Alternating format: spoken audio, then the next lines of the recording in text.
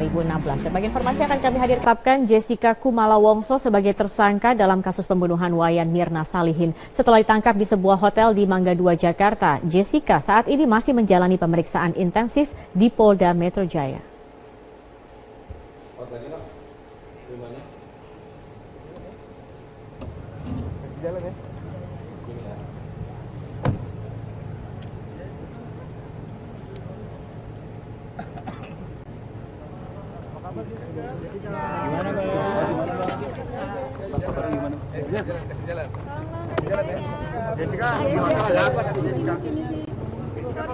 Jessica Kumala Wongso digelandang petugas dan tiba di Polda Metro Jaya pada pukul 9:07 pada pagi ini. Jessica kelihatannya lebih tenang ya, udah senyum ya.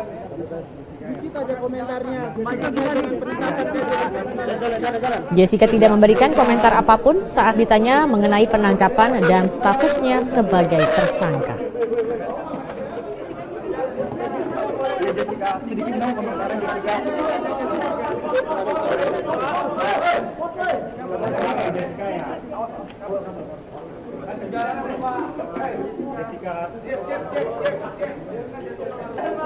Jessica langsung dibawa ke ruang Direskrimum Polda Metro Jaya untuk menjalani pemeriksaan, dan Jessica ditangkap tim Jatanras Polda Metro Jaya pada pukul 7:45 di sebuah hotel di kawasan Mangga 2, Jakarta Utara.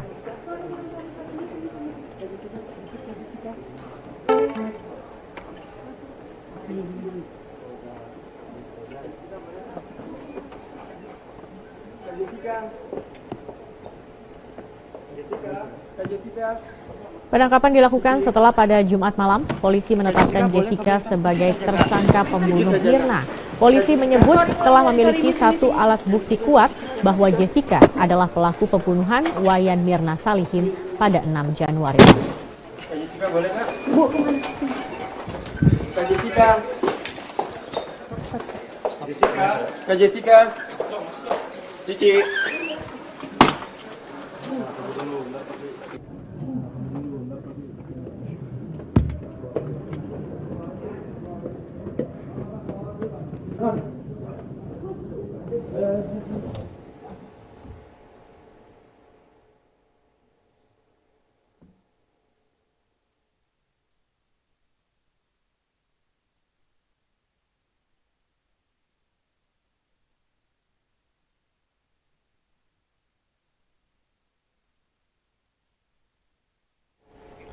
Kapolda Metro Jaya Tito Karnavian membenarkan penangkapan Jessica Wongso tadi pagi di salah satu hotel di kawasan Mangga 2. Setelah berkali-kali diperiksa, akhirnya Jessica ditetapkan sebagai tersangka kasus kematian Wayan Mirna Salihin. Penangkapan Jessica dilakukan karena penyidik reserse telah memiliki satu alat bukti kuat. Dengan penangkapan ini, Kapolda menyatakan status Jessica sebagai tersangka. Jessica ditangkap oleh Jatanras sekitar pukul 7:45 di salah satu hotel di kawasan Mangga 2. Saksi, keterangan ahli, surat, petunjuk, keterangan terdakwa dalam konteks penyidikan keterangan tersangka. Artinya penyidik meyakini minimal sudah ada satu alat bukti. Sekarang masih ada waktu 24 jam untuk mendalami, ya. Dan nanti kalau seandainya penyidik berpandangan ada tambahan alat bukti lainnya, minimal satu lagi berarti dua, itu namanya bukti yang cukup. Kalau ada bukti yang cukup, maka penyidik dapat melanjutkan untuk melakukan penahanan. Ini ya dapat melanjutkan untuk melakukan penahanan ya selama 20 hari. Nah, masalah mau ditahan atau tidak, itu sekali lagi juga kewenangan hukum diberikan subjektif kepada penyidik. Apakah ada kemungkinan dia dianggap kemungkinan melarikan diri, menghilangkan barang bukti, mengulangi pidana, itu dapat dilakukan penahanan. Gitu. Tapi nanti kita akan tentukan nanti, masih ada waktu. Proses penyidikan kematian Wayan Mirna Salihin banyak mendapat sorotan karena polisi yang terkesan sangat berhati-hati untuk menetapkan tersangka. Penyidikan juga diwarnai 2 kali gelar perkara dengan Kejaksaan Tinggi DKI Jakarta. Proses penyidikan kasus pembunuhan Wayan Mirna Salihin yang telah berlangsung sejak 3 pekan lalu terkesan sangat berhati-hati. Kehati-hatian polisi menetapkan siapa pembunuh Mirna juga terlihat dari proses hukum yang tidak biasa dilakukan. Namun pada 4 hari terakhir, penyidikan yang dilakukan pihak kepolisian semakin mengkerucut pada penetapan tersangka. Pada tanggal 26 Januari, gelar perkara pertama dilakukan dengan pihak Kejaksaan Tinggi DKI Jakarta. Namun langkah yang dilakukan kepolisian dinilai tidak biasa karena surat perintah dimulainya penyidikan atau SPDP tanpa ada nama tersangka. Konsultasi antara kedua belah pihak pun belum memastikan siapa tersangka kasus kematian Mirna. Pemaparan kronologi serta bukti kasus yang dibawa Polda Metro Jaya masih dianggap kurang oleh tim Jaksa Penuntut Umum Kejaksaan Tinggi DKI. Kabid Humas Polda Metro Jaya M. Iqbal mengatakan pihaknya memang sangat berhati-hati dalam menetapkan tersangka kasus Mirna. Meski sudah memiliki 4 alat bukti, penyidik ingin pembuktian secara ilmiah. Polisi juga telah meminta keterangan 8 saksi ahli mulai dari ahli IT, ahli forensik hingga psikolog. Jumat 29 Januari, polisi menyebut penyidikan sudah 95% tuntas. Direktur Reserse Kriminal Umum Polda Metro Jaya, Kombes Pol Krisna Murty mendatangi Kejaksaan Tinggi DKI Jakarta untuk konsultasi dan ekspos kasus kematian Wayan Mirna Salihin. Kombes Pol Krisna Murty mengaku pertemuannya dengan Aspidum Kejati DKI Jakarta membawa alat bukti keterangan saksi ahli seperti laboratorium forensik, kedokteran forensik, serta psikolog yang diminta Kejati DKI Jakarta. Pihak Kejati DKI Jakarta menyatakan pertemuan kedua kali ini untuk menyempurnakan fakta yang telah dimiliki. Intinya di dalam konsultasi dan koordinasi tadi, intinya penyempurnaan terhadap data-data atau fakta-fakta yang sudah ditemukan oleh penyidik. Intinya begitu ya. Masukannya itu adalah masalah fakta yang ada itu intinya begitu ya.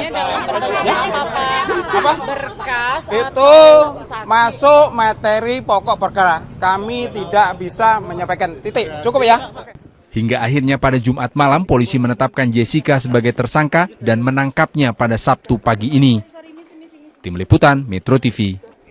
Hingga saat ini proses pemeriksaan Jessica tersangka kasus pembunuhan Mirna masih berlangsung di Polda Metro Jaya, dan untuk mengetahui informasi terkini dari sana kami ajak Anda bergabung bersama dengan rekan kami, ada reporter Rahka Susanto di sana. Rahka, bagaimana jalannya pemeriksaan Jessica sejauh ini? Oke, dari pantauan kami sampai dengan saat ini Jessica masih berada di dalam ruangan pemeriksaan di Direskrimum Polda Metro Jaya. Tidak ada pihak kepolisian yang memberikan keterangan kepada wartawan sejauh ini. Meskipun demikian, dari informasi yang kami dapatkan bahwa pemeriksaan Jessica di siang hari tadi ini tidak didampingi oleh tim kuasa hukum, namun tim kuasa hukum Jessica sendiri sudah memberikan arahan-arahan terkait apa saja yang nantinya harus Jessica ungkapkan dalam pemeriksaan kali ini.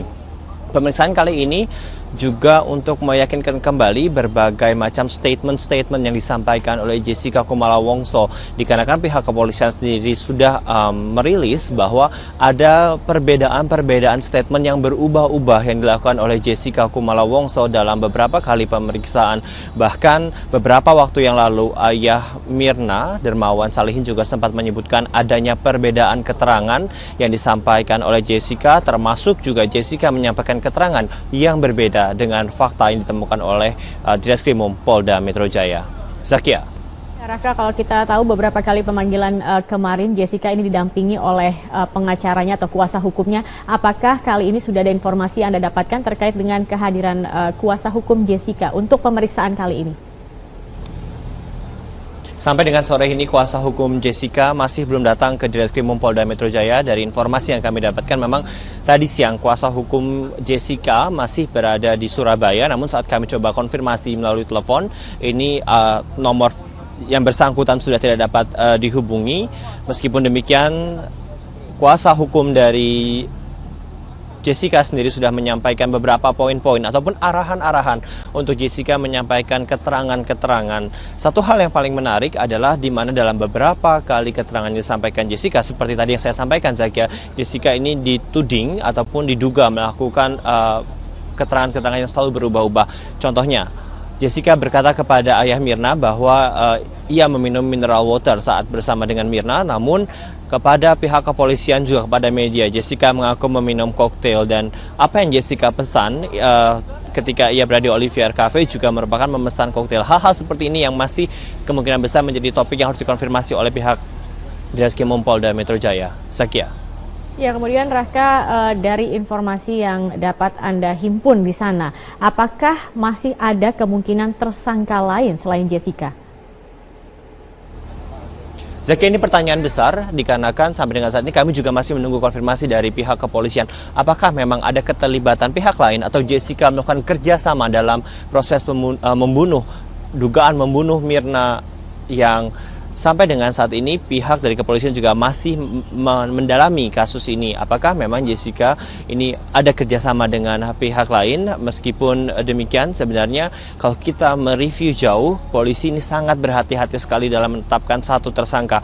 Kita tahu sudah 3 minggu pasca kepergian Wayan Mirna Salihin sampai dengan saat beberapa hari yang lalu polisi masih sangat berhati-hati. Bahkan Ditreskrim Polda Metro Jaya Krisnamurti sempat menyebutkan bahwa pihaknya akan melakukan hal yang sangat hati-hati mencari fakta-fakta yang secara saintifik ataupun dapat dibuktikan secara ilmiah hingga memanggil beberapa ahli untuk dapat meyakinkan bahwa alat-alat bukti yang dimiliki oleh pihak kepolisian ini mengandung nilai-nilai legal yuridis sehingga ini menjadi begitu kuat untuk menetapkan status tersangka. Namun sampai dengan saat ini kami juga masih terus bertanya sebenarnya apa saja alat-alat bukti dan apa alat bukti pemula yang juga menjadikan Jessica ini dapat ditetapkan statusnya sebagai tersangka. Namun meskipun demikian, pihak dari kepolisian masih belum merilis apa salah satu alat bukti pemula yang memicu polisi dapat menetapkan status Jessica sebagai tersangka. Zakia. Ya, baik. Terima kasih Rahka Susanto atas informasinya. Nanti kami akan kembali.